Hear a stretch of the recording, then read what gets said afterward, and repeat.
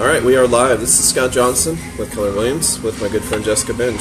So Jessica is going to tell you a little bit about herself. So I've been in the mortgage business for about 6 years, and a loan program that's near and dear to my heart is the renovation loan program. There are two different kinds. There's the 203K and then there's the home style. And some of you may know FHA, conventional, and those are the two different renovation loans. 203K is your FHA version. Home style renovation is your conventional version. So if I'm looking to buy a home, can't find one that fits my needs or something that I want something specific, is a renovation loan a good choice for me? A renovation loan is an excellent choice with the right lender because expectations have to be set properly with all parties. And in today's marketplace with the inventory shortage, you want to have this option. Sometimes the homes that need work are the ones that are on the market and you can get at a better price and you can get into contract with them, and you're not going to get in a multiple offer situation and be discouraged and lose the property. So a renovation loan is an excellent option for today's market. Okay.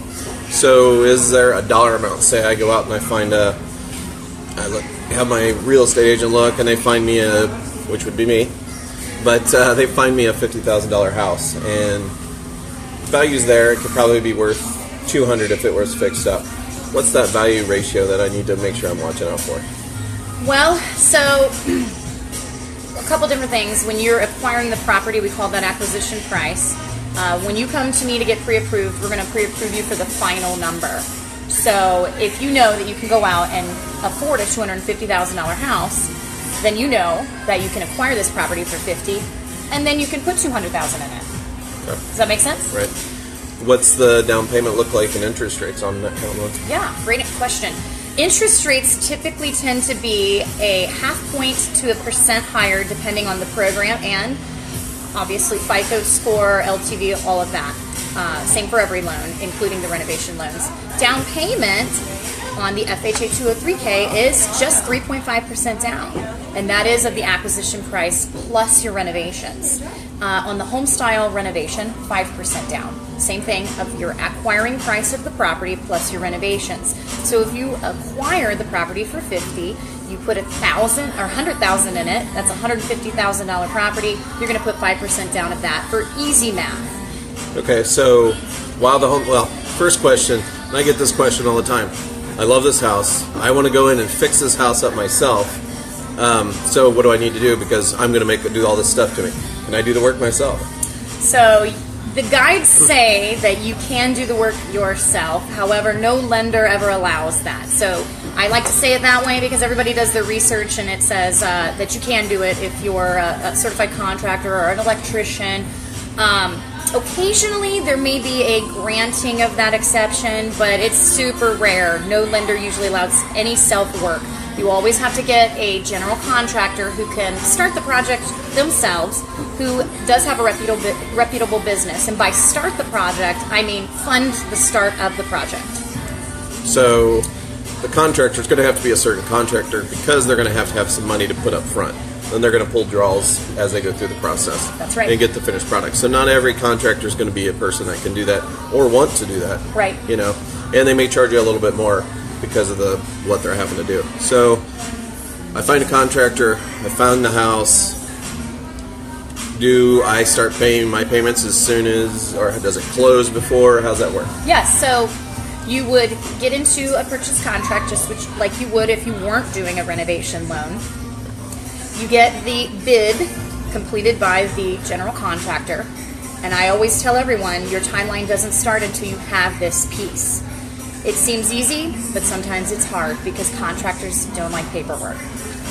And sometimes the bid comes in higher than what you expected, and then you have to get another general contractor to do it because you didn't like that bid. And by bid, I mean a fully executed on a document with the contractor's letterhead, their information on there. It's got to reference the buyer's name and the property address. And the bid has to be detailed, itemizing out labor and itemizing out materials. Also, whether it's structural or not will have to be put on the bid. the bid for the work to be done. So once we have that, our timeline to close the loan, processing, underwriting, closing begins. You get to the closing table, and then the work can begin on the property after you close. Okay. So am I making a payment on the house am I making a payment on the loan amount of the whole house after it's completed, or am I making a payment on, if I bought the house for $50,000 for $50,000? That's a great question as well. You will be making a payment on the acquisition price plus the renovation. Think of it as one loan. So when you buy the property for $50,000 and you want to put $100,000 in it, your total loan amount is $150,000 minus your down payment. And that's what you'll be making a payment on.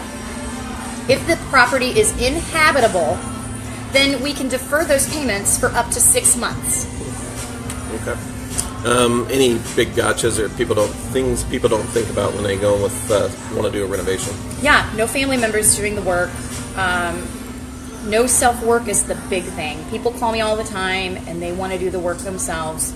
And I try to tell them right away that that is a no-no on the loan, and just kind of save their time and my time. You have to get a third party involved. That's the big one. Okay. Are these easier or harder to get in certain areas? I mean, if I say I'm in downtown Cincinnati versus Westchester, is it two different things, all the same process, or what? Same process. What would be different geographically would be a HUD consultant. So if you are doing more than $30,000 worth of work, it's considered a full renovation and not a streamline, which is a smaller scope of a project. And you are required to get a HUD consultant involved. I have some that I work with in the areas that I do these loans, and sometimes in certain areas it's hard to find one. And I wouldn't say specifically in Westchester, Cincinnati, because I do have people, right. But like, Northern Ohio, the HUD consultant list that is on the HUD website is not updated, and I've called half of the HUD consultants listed and none of them do it anymore. So that could be the challenge. Okay. So the thing to think about is you pay for, as though the house has completed, insurance on the property while you're fixing it up as well. You got it. Plus you got your gas, electric, everything's turned on, so there's all of the normal bills are there. You're just not able to live in the house. Or sometimes you can, yeah, depending on what the circumstance of the house depending is. on your renovation appetite. Okay. So I think that covers just about everything else with renovation loans. Good choice, good option, especially with right now where there's not as many homes on the market, and could be just somebody is looking for something specific that they want. They want a first floor master, and maybe you can put that in. So if you have any questions about these things, let us know. I work with Jessica exclusively, so she's great and can help you with all your loan needs. Anything else you need?